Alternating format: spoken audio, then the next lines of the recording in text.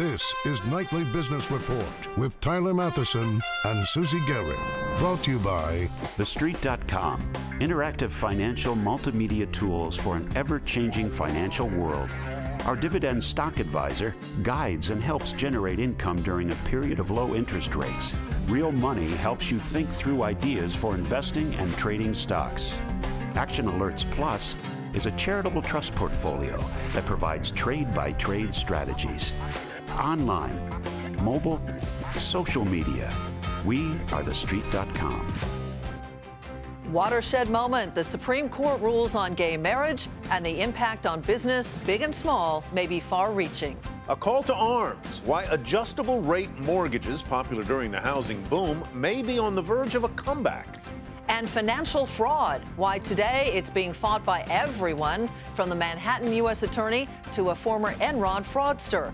All that and more tonight on Nightly Business Report for Wednesday, June 26th. Good evening, everyone. Along with Sue Herrera, I'm Tyler Matheson. Susie Garrett has the night off. Well, the Supreme Court ruled in 2 cases involving gay rights today, and the historic decisions could have a massive impact on, among other things, what businesses pay in benefit costs and what the federal government collects in taxes and pays out in certain entitlements. One ruling upheld a lower court's decision striking down a ban on gay marriage in California.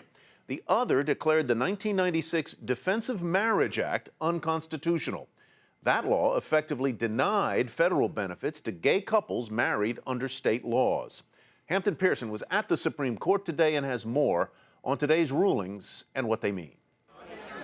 The 2 landmark rulings from the Supreme Court were greeted by cheers from the huge crowd of mostly gay marriage supporters who gathered outside the Supreme Court. The justices giving new legal options to same-sex couples. It's forcing the federal government to recognize same-sex marriage in the 12 states and the District of Columbia where it is legal.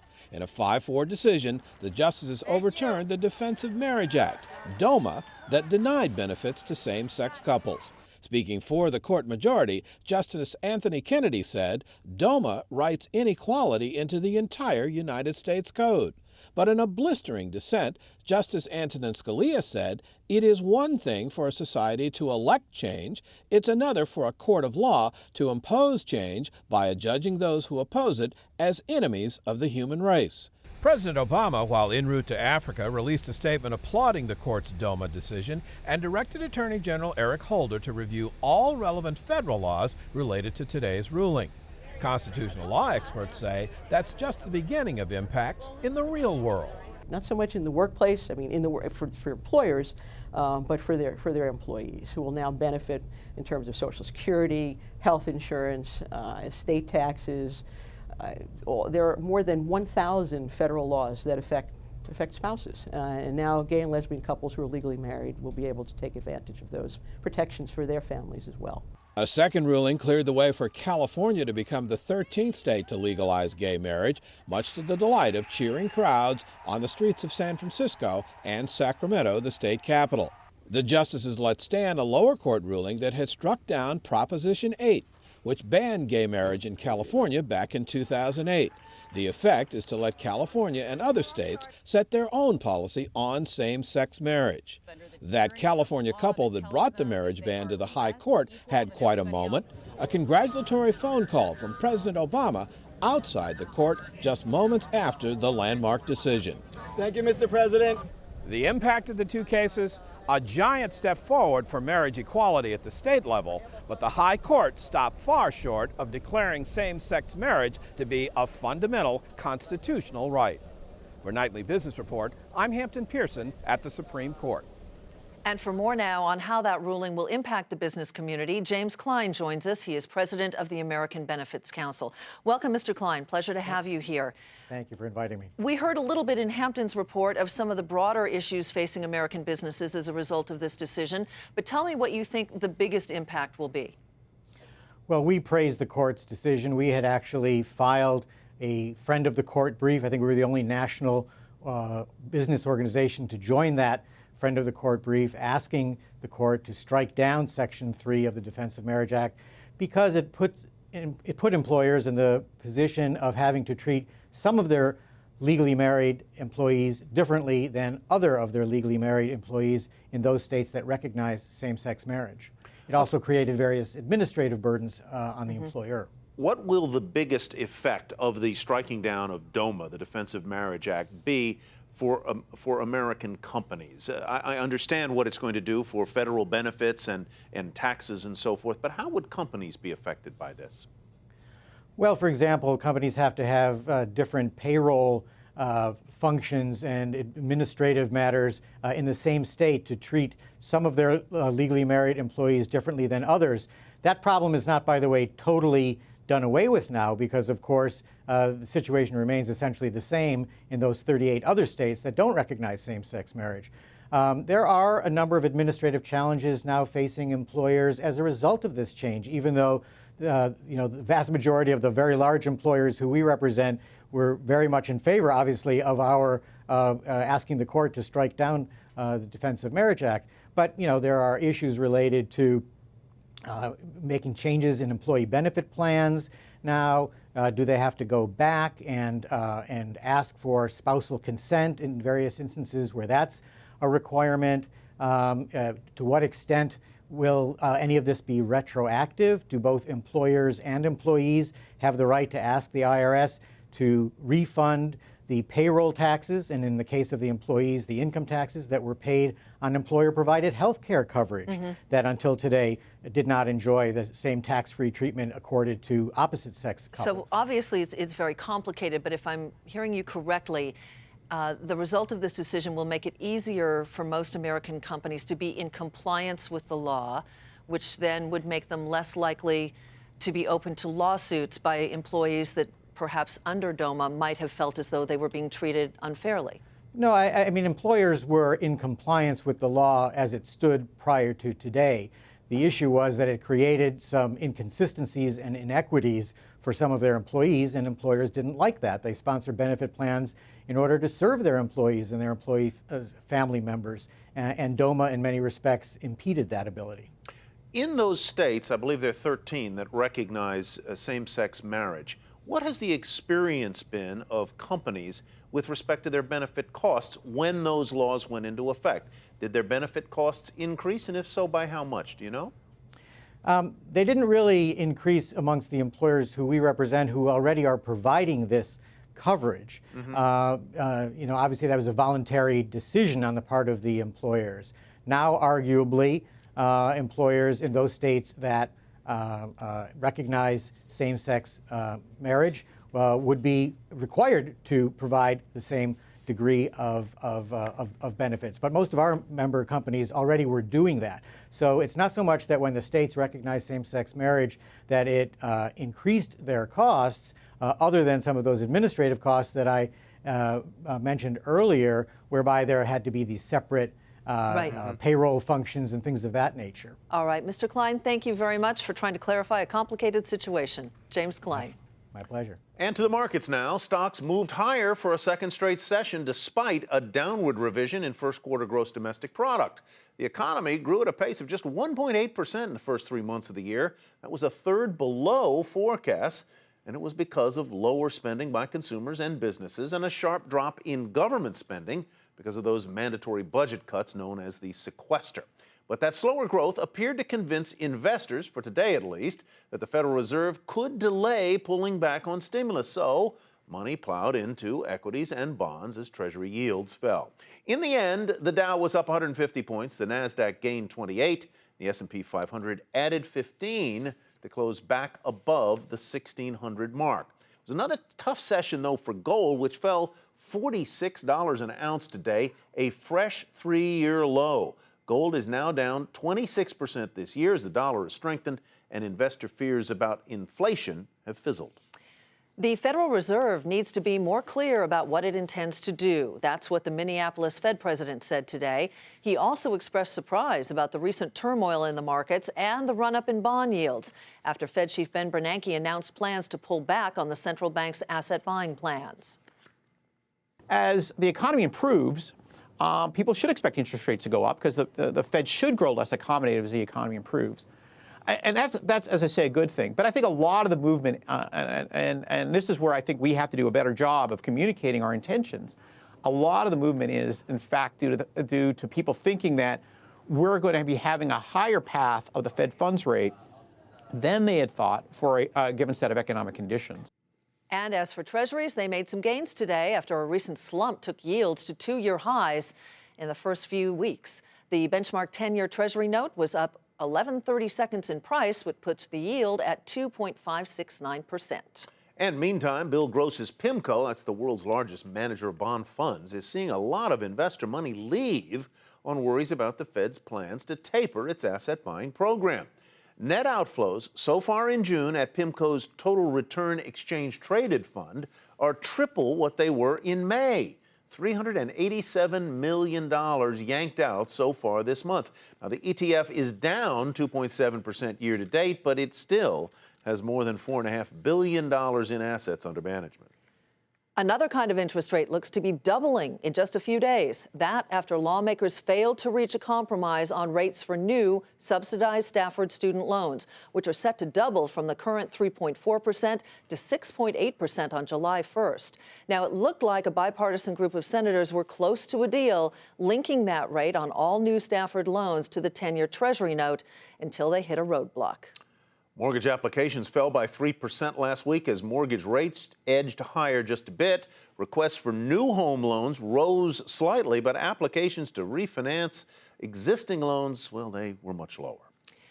Last night, Nightly Business Report introduced you to a home buyer racing against those rising mortgage rates. Eager to buy a home quickly, she is considering now turning to a riskier type of loan, one that was very popular during the housing boom, and she's not alone. Diana Olick has more on this new move in mortgages.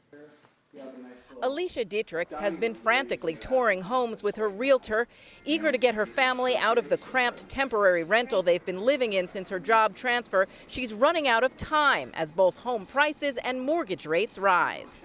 I feel like we're going to be priced out of buying. Since every penny counts for this family of 5, Alicia is now considering a riskier adjustable rate mortgage. Ideally, we would do a 30-year fixed.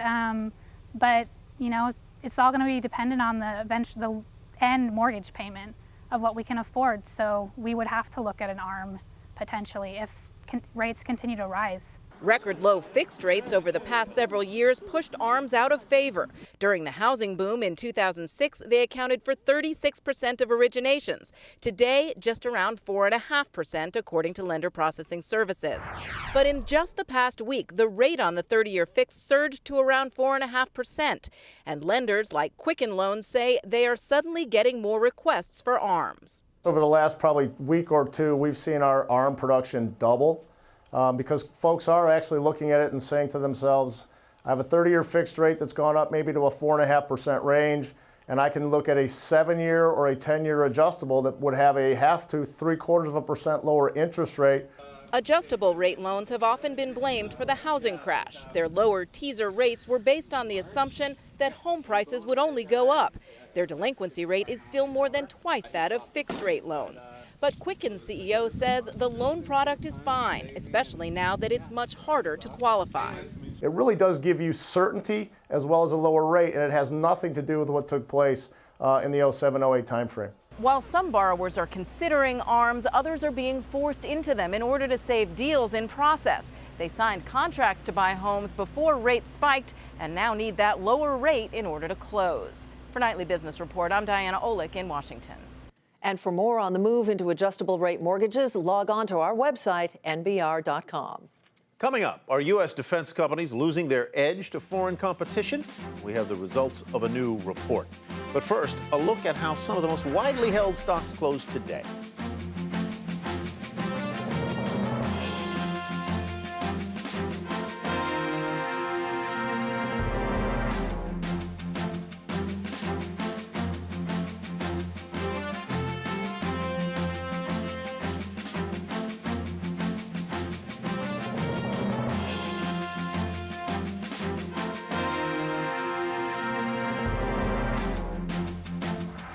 Microsoft unveiling Windows 8.1. It introduced the free update to its much criticized Windows 8 operating system.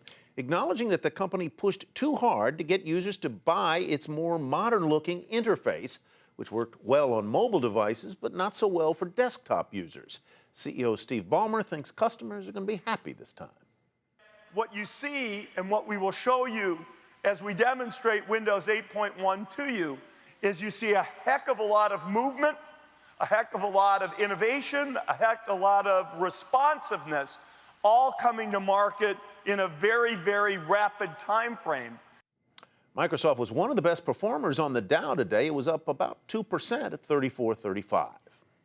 Media and retail, some of the companies in tonight's market focus. Amazon expanded its licensing deal with PBS subscribers to Amazon's Prime Rewards. They will be able to stream past seasons of children's programming from PBS. Amazon shares gained more than 2%, closing at $277.57, up 23% over the past year. Apollo Group, the for-profit education company, was a bottom dweller today despite increasing its full-year profit guidance. Investors sold off the company because of enrollment declines and other problems. Apollo lost 10.25% today to close at $17.39 on 5 times its normal volume. Shares have dropped 51% in the past year. And Bed Bath & Beyond reported a gain in profits of 4.5%. That matched what analysts had been looking for. The company said its comparable store sales increased 3.4%, and it restated its guidance for the full year. Shares had gained 1.7% during the day to close at $70 on the button, and they moved up in after-hours trading. Paychex, the payroll company for smaller businesses, reported a flat quarter after the bell and missed estimates because of a charge to settle a tax issue. Revenues up 6%. The company is looking for 8 to 9% profit growth in its new fiscal year. Shares had gained almost 1% in the regular session, but they did drop off after that report was released. And earlier today, General Mills posted a 13% increase in profits and increase in revenue as well, but gross margins shrank because of raw materials costs, and the company did trim its profit outlook for the future. Shares of General Mills traded in a narrow range. They closed 0.5% lower at 48.10. Yesterday, we showed you the American CEO of a medical supply maker held hostage by his workers at a plant in Beijing, China. They say they haven't been paid in months and that the company is moving their jobs to India. Today, that executive, Chief Starnes of Florida-based Specialty Medical Supplies, says he's not planning on pulling up stakes even after his ordeal is over. I've got a lot of machinery. I've got about 100,000 square feet of facility. So I'm stuck here, and I think it's in the best interest of the local area here. Definitely in the best interest of the people that I employ, for us to come to some sort of solution. Well, Starnes says that he hopes the, quote, pretty good negotiations, end quote, that are underway right now will bring his 6 days of captivity to an end. U.S. defense companies have long been the envy of the world. Our technology was the best, our manufacturing prowess second to none. But now there's rising concern that international competitors are closing the gap fast. Jane Wells has more. U.S. defense companies remain the 800-pound military gorilla in global arms trade, but look out. The East is rising both in spending and selling. That's the bottom line from an exhaustive study by IHS Jane's Defense, which says global defense trade has risen much more than previously thought, now reaching $73 billion, a number it expects will more than double by 2020. Defense is seeing, quote, the biggest explosion in global trade the world has ever seen. Now, the #1 category for trade is jet aircraft. It's the hardest segment for most countries to develop domestically, so they need to buy from the outside. This is why the #1 exporter by company is Lockheed Martin, where sales to other countries grew 64% in 4 years to $6.4 billion. Boeing is in second at $5.6 billion, followed by Russia's United Aircraft. Up-and-comers include Israel. Jane's Defense says Israeli UAV manufacturers will be exporting more unmanned aircraft than the United States by the end of the year. Brazil is also on the rise, selling trainer aircraft to several countries and building new markets in Africa. South Korea is, quote, one to watch. While still a relatively small player, it is growing quickly. And as for China, a huge player, the report says nevertheless the outlook isn't as rosy as you might expect. China does well selling products to countries like Pakistan, like these jet fighters, also Venezuela and Bangladesh. But Jane's Defense says it does not do well in markets where it has to compete with the West. In fact, the report says some Chinese surveillance systems sold to South American countries have been returned. For Nightly Business Report, Jane Wells, Los Angeles.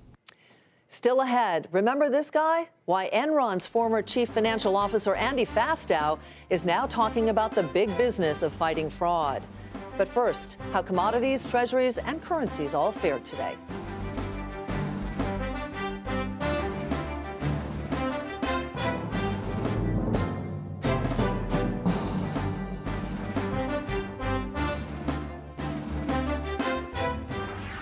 Well, it looks like there's finally something to smile about over at Kodak. A bankruptcy judge has approved the photography pioneer's plan to restructure itself into a commercial imaging business, bringing it a big step closer to coming out of Chapter 11 bankruptcy protection. Kodak's creditors will vote on that proposal in just the next few weeks. Ty? And there's likely nothing but smiles coming from John Hammergren, the CEO of the drug distributor McKesson Corp. That's because regulatory filings show he has secured a staggering $159 million pension, which, by the way, is far and away the largest pension package on record, more than double the $74 million package for News Corp's CEO Rupert Murdoch. Now, since Mr. Hammergren began running the company in 1999, the results have been good. McKesson's stock price has more than tripled, easily outperforming the overall market. And with that kind of money, let's hope Mr. Hammergren is a good tipper, which would be good news for Starbucks employees in New York State. A court there ruled today that Starbucks baristas have to share any tips that they get with their shift supervisors. The New York State Court of Appeals ruled that supervisors do much of the same duties as those coffee servers, and that both jobs are part-time, and those workers deserve that extra money. The panel also ruled that full-time assistant managers of those Starbucks will unfortunately get nothing. A new report by the Council on Foreign Relations says that U.S. oil and natural gas companies are increasingly at risk of cyber attacks, and those malware hackings can lead to costly outages at pipelines, refineries, drilling platforms. The CFR says that the energy industry was hit by more targeted attacks from April to September last year than any other industry. Vicious malware and computer viruses aren't the only attacks that companies have to worry about these days. Financial fraud is a constant worry for businesses, and it's even worse when those firms don't have much money to lose. And that could explain the record attendance this week at a convention of fraud examiners in Las Vegas. Scott Cohn was there and has this report.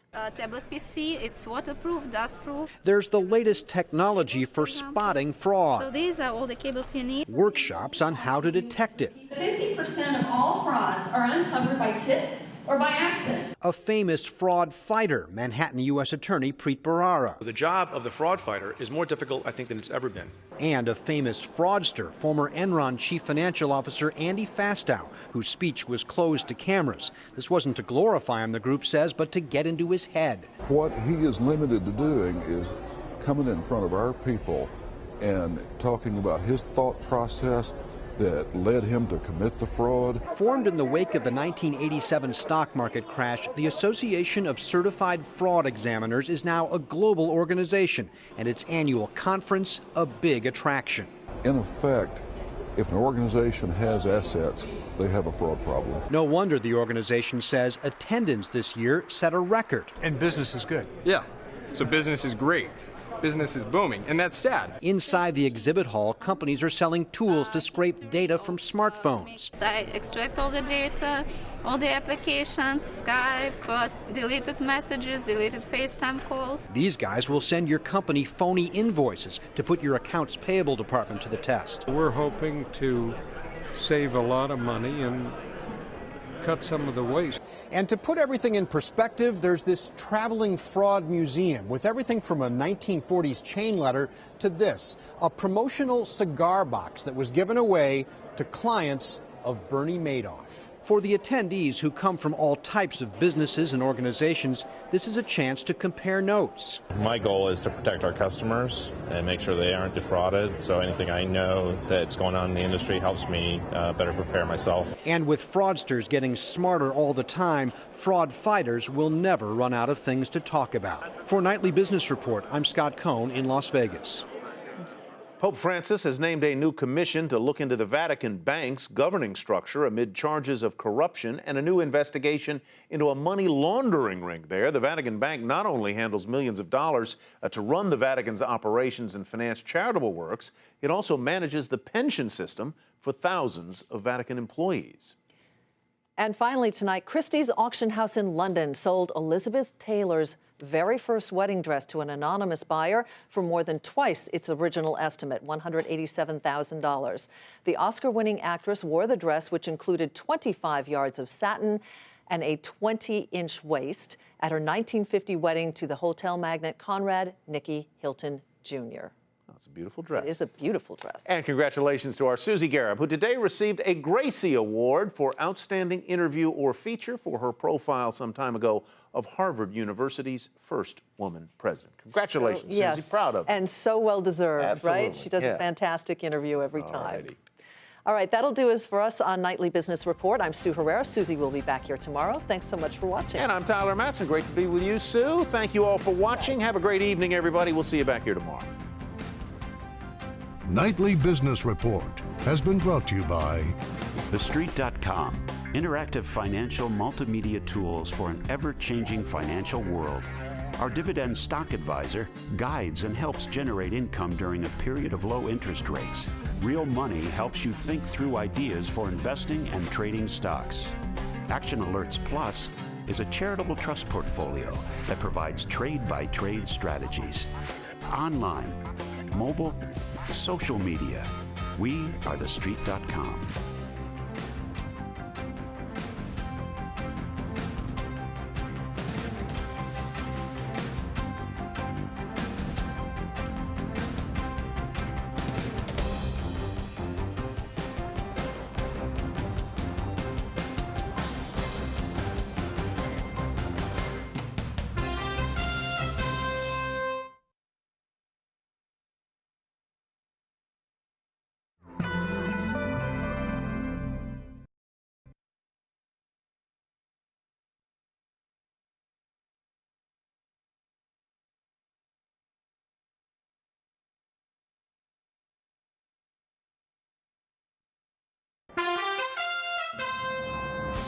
I'm Tyler Matheson with a Nightly Business Report news brief. The Supreme Court ruled in 2 cases supporting gay marriage, which could impact what businesses pay in benefits and what Washington collects in taxes and more.